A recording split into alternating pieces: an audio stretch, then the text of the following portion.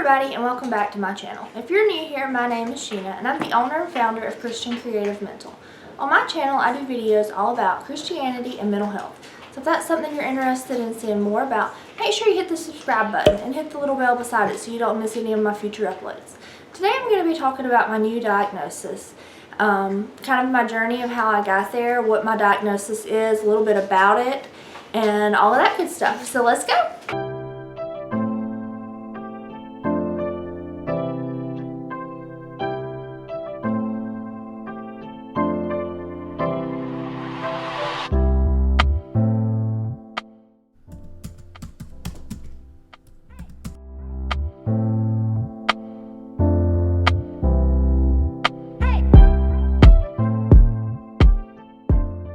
So I told y'all today I was going to be talking about my new diagnosis, and this is pretty personal. It's something that is taking a lot for me to be willing to share. I've been kind of hesitant about sharing it, but I have tried to be pretty open about my mental health. About 2 years ago, I went to a primary doctor because I was having chest pains. My primary doctor thought I was having panic attacks or panic disorder, so she referred me to a therapist.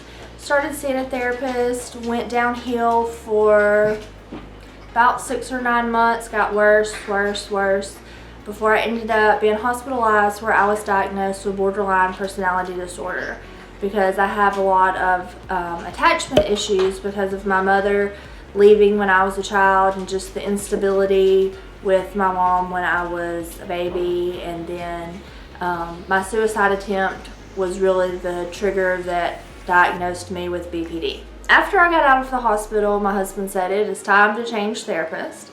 So a little over a year ago, I changed therapist. We started working on some trauma therapy. I had been through a lot of different trauma in my childhood, even some trauma in my adult life. We started working on some of the trauma in my adult life, and it seemed like the more we worked, the more we uncovered. We worked to heal me from one trauma just to find out that I had 10 more.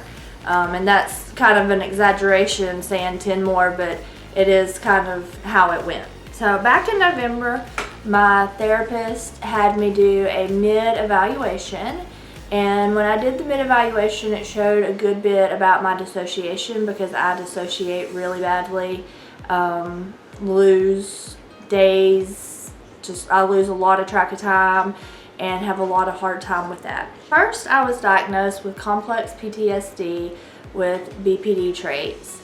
And I'm going to do a future video talking more about complex PTSD because today I really just wanted to talk about what my, I don't want to say final diagnosis is, but where I have gotten in this process, because I've been planning on sharing for a while about my new diagnosis.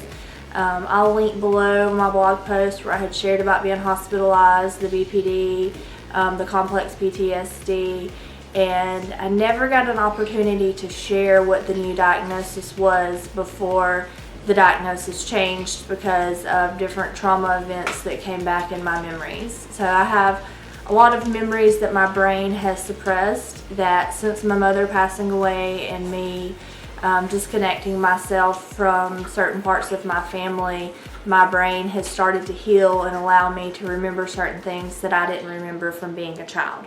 My final diagnosis was dissociative identity disorder, previously known as multiple personalities, and I'm going to give y'all just kind of a definition of what dissociative identity disorder is. The information that I'm sharing today comes from WebMD. And it says, dissociative identity disorder is a severe form of dissociation, a mental process which produces a lack of connection in a person's thoughts, memories, and feelings, actions, or sense of identity. Dissociative identity disorder is thought to stem from a combination of factors that may include trauma experienced by the person with the disorder. The dissociative aspects is thought to be a coping mechanism. The person literally shuts off or dissociates himself from the situation or experience that's too violent, traumatic, or painful to assimilate with his conscious self. So basically, whenever I experience a traumatic event, I dissociate and mentally I just shut down. I'm not here. And then after that traumatic experience is over, I come back and I don't remember the traumatic experience. Some of these symptoms include headaches. Anybody that knows me knows I always have a headache. I'm always complaining that my head hurts, and the doctors have not been able to do anything that has helped me with the headaches. I have amnesia and time loss, so there will be stuff that my kids are like, Mom, you remember this? And I'm like, yeah, no, I don't remember that at all. Time loss, and I lose days at a time. Things will happen and I just don't remember the whole day. Trances and out of the body experience. So just kind of where I'm just zoned out and I don't really know what's going on. It's kind of like it's like I'm physically here, but I'm not mentally here. Some people with dissociative disorders have a tendency towards self-persecution, self-sabotage, and even violence, both self-inflicted and outwardly directed.